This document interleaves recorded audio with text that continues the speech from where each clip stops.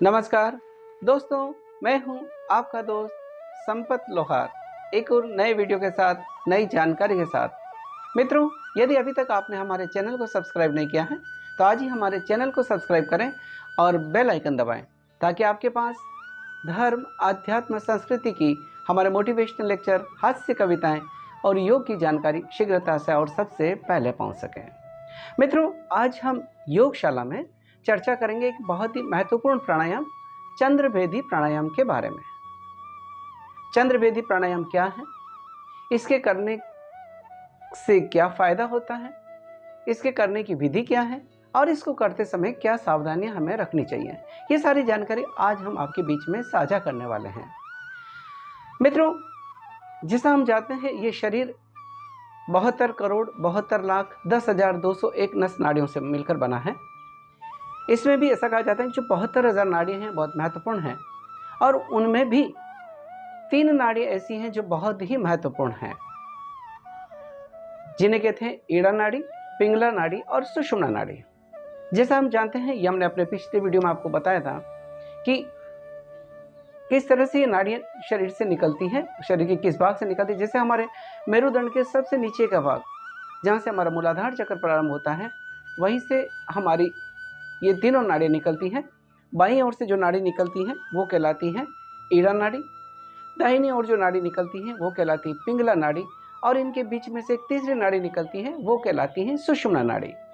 यानी जिस जगह से ये नाड़ी निकलती हैं उसको कई बार हम मुक्त त्रिवेणी भी कहते हैं, क्योंकि यहाँ ये त्रिवेणी गंगा यमुना सरस्वती जिस तरह से हम कहें तो ईड़ा, पिंगला और सुषुम्ना एक जगह से जहाँ से निकलती है उस स्थान को मुक्त त्रिवेणी भी कहा जाता है। ये हमारे बाईं ओर की नाड़ी है ईड़ा और दाहिनी ओर की नाड़ी है पिंगला और इनके बीच में सुषुम्ना निकलती है, तीसरी नाड़ी जो इन दोनों के बीच में रहती हैं। अगर स्वर के हिसाब से अगर बात करें तो बाईं ओर का जो हमारा स्वर चलता है उसे हम कहते हैं चंद्र स्वर। यानी चंद्र की प्रकृति होती है शीतलता देना, तो जो बाईं ओर की नासिकाग्र से स्वर जब चलता है तो वो कहलाता है चंद्र स्वर और दाहिनी ओर की नासिका से जो स्वर चलता है वो कहलाता है सूर्य स्वर। सूर्य स्वर, कई बार इसको नाड़ी भी बोल देते हैं, लेकिन स्वर के हिसाब से बात करें तो ये सूर्य है। चंद्र की प्रकृति होती है शीतलता देना और सूर्य की प्रकृति होती है उष्णता देना। तो जब हम प्राणायाम करते हैं और केवल चंद्र स्वर से सांस को लेते हैं और दाहिनी ओर से छोड़ते हैं तो हमें शीतलता मिलती है। तो जो चंद्रभेदी प्राणायाम है, अगर ये कहा जाती है संस्कृत के 2 शब्दों से मिलकर बना है चंद्रभेदी, यानी चंद्रभेदी। एक शब्द है चंद्र, दूसरा है भेदी। चंद्र यानी चंद्रमा से संबंधित है जिसकी प्रकृति होती है शीतलता देना, और भेदी यानी भेदन करना या छेदन, प्रवेश करना। यानी चंद्र स्वर से सांस को हम अंदर प्रवेश कराते हैं और दाहिनी ओर से सांस को छोड़ते हैं। तो यह है चंद्रभेदी प्राणायाम। अब इस प्राणायाम को करने से फायदा क्या होता है, पहले हम वो बात कर लेते हैं कि इसको करने से क्या फायदा होता है। जैसे चंद्रभेदी प्राणायाम, जैसे चंद्र की प्रकृति मैंने बताया है शीतलता देना है, तो यानी इस प्राणायाम को करने से शरीर में शीतलता मिलती है, ठंडक आती है। तो जिनको पित्त से संबंधित रोग हैं या पित्त से संबंधित बीमारी है उसमें विशेष फायदा होता है। यानी पित्त की प्रकृति वाले लोगों के लिए ये विशेष फायदेमंद है। जिन लोगों को हाई बीपी रहता है, कि शीतलता देता है, तो हाई बीपी में भी ये फायदेमंद है। दूसरा, इस प्राणायाम को करने से शरीर में प्राण ऊर्जा का संचार अधिक बढ़ता है, तो इससे हमें ऊर्जा भी मिलती है, उत्साह मिलता है, एक उमंग मिलती है और त्वचा भी कांतिमय बनती है। इसके अलावा भी इसके साथ में फ़ायदा है कि जिनको तनाव रहता है, डिप्रेशन रहता है, तो डिप्रेशन में यह विशेष फ़ायदा देता है। जिनके सीने में जलन होती है या एंजाइटी रहती है तो उसमें भी यह फ़ायदा देता है चंद्रभेदी प्राणायाम। तो ये कुछ फ़ायदे हैं जो चंद्रभेदी प्राणायाम को करने से हमें मिलता है। अब चंद्रभेदी प्राणायाम को किया कैसे जाए, उसकी विधि हम थोड़ा समझते हैं। दोस्तों, किसी भी प्राणायाम का नियम है कि जब भी हम प्राणायाम शुरुआत करें तो हमारी बैठने की स्थिति ठीक से हो।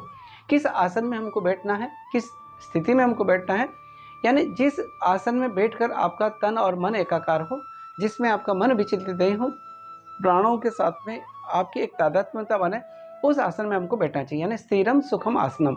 जिस आसन में स्थिरता के साथ सुखपूर्वक बैठ सकते हैं उस आसन में हमको बैठकर प्राणायाम का अभ्यास करना है।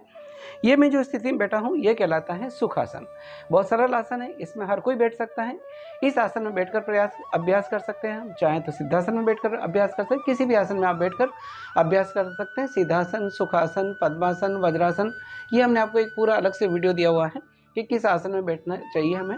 आप किसी भी आसन में बैठ सकते हैं। दूसरी बात, हाथों की मुद्रा की बात आती है। तो जिस हाथ का हम उपयोग नहीं करें, दूसरा हाथ को हमको मुद्रा में लगाना है। ध्यान मुद्रा लगा सकते हैं आप चाहें तो वायु मुद्रा लगा सकते हैं। तो ध्यान मुद्रा में बैठेंगे तो इस तरह से हम तर्जनी और अंगूठे को जोड़ देंगे। इस तरह से टिप टू टिप इस तरह से जोड़ देना है, हल्का सा दबाव, और इस तरह से शेष अंगुलियां सीधी रहेगी। इस तरह से हमको बैठना है। दूसरी बात कि जब भी हम प्राणायाम करें तो हमारा मेरुदंड सीधा हो, गर्दन सीधी हो, ये हमें ध्यान रखना है। जो प्राणायाम के सामान्य नियम है उन सब का हमको पालन करना है। खाली पेट हमको प्राणायाम करना है, मेरुदंड सीधा रखना है, गर्दन सीधी रखनी है। और प्राणायाम को शुरू करने के पहले अपने मन को और शरीर को यानी एकाकार करना है, क्योंकि हम प्राणायाम यहाँ करें और ध्यान की तरफ अलग जाएगा तो उसका वांछित फायदा हमको नहीं मिलता है। तो तन और मन को एकाकार करें। तो बाएं हाथ से हमने बताया आप ध्यान मुद्रा लगा लें या वायु मुद्रा लगा लें। दाहिने हाथ से आपको विष्णु मुद्रा लगा देनी है। ये विष्णु मुद्रा यानी 2 अंगुलियां, अनामिका तर्जनी अंगुली और मध्यमा अंगुली को जोड़ दिया हमने, अंगूठे के मूल में इस तरह से लगा दिया और शेष अंगुलियों को सीधा रख दिया। दोनों अंगुलियां, अनामिका और कनिष्ठ अंगुली सीधी रहेगी। ये हमारी विष्णु मुद्रा बन जाती है। प्रक्रिया एक बार समझे। जब हम नासिकाग्र को बंद करेंगे तो अंगूठे से राइट साइड के नोस्ट्रल को बंद करना है और इन 2 अंगुलियों से लेफ्ट साइड के नोस्ट्रल को बंद करना है। ये एक छोटी सी प्रक्रिया रहेगी। चंद्रभेदी प्राणायाम में जब हम सांस लेंगे तो केवल चंद्र स्वर से सांस को लेना है, यानी ईड़ा नाड़ी से ही आपको सांस लेना है। यानी हम ये कहें तो बाईं नासिकाग्र से ही केवल सांस को लेना है और दाईं से छोड़ना है।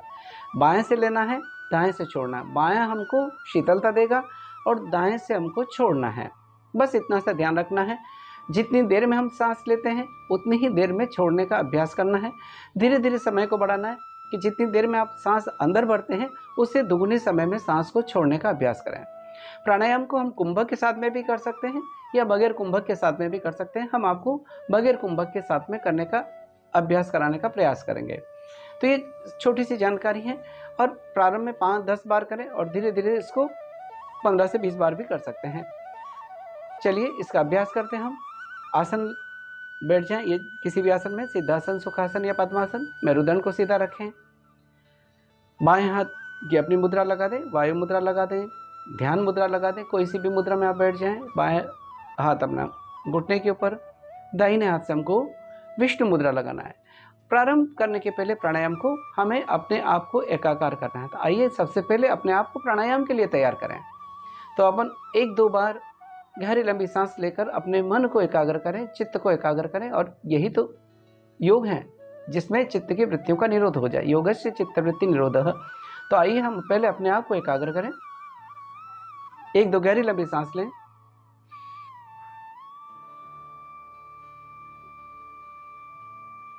दाहिने हाथ से विष्णु मुद्रा लगा लें। बाई नासिकाग्र से सांस को भरना है और दाएं से छोड़ना है। चंद्रभेदी प्राणायाम में इतना सा ध्यान रखना है, बाएं से सांस भरना है, दाएं से छोड़ना है। बाएं से भरना है और दाएं से छोड़ना है। पहले मैंने अंगूठे से दाहिने नोस्ट्रल को बंद किया, लेफ्ट से मैं सांस भरूंगा।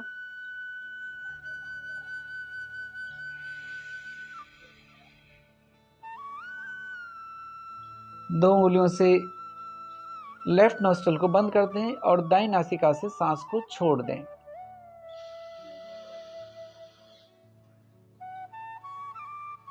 वापस ये प्रक्रिया दोहराएं। बाएं से सांस भरें,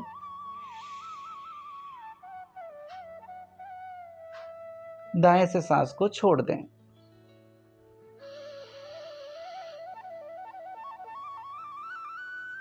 वापस दाईं नासिकाग्र को बंद करें, बाएं से सांस को भरें।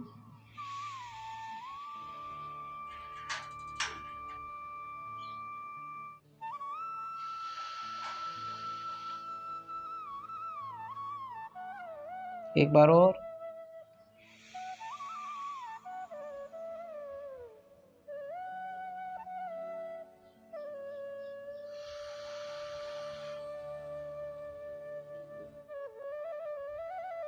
बाईं नासिकाग्र से सांस को लेना है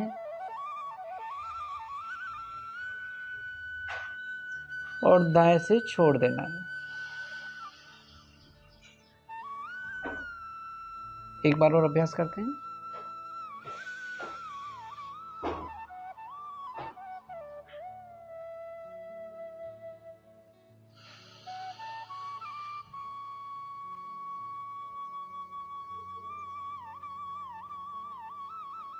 विश्राम। अपने श्वास प्रश्वास पर ध्यान दें और चंद्रभेदी प्राणायाम से जो परिवर्तन आया उसका अनुभव करें।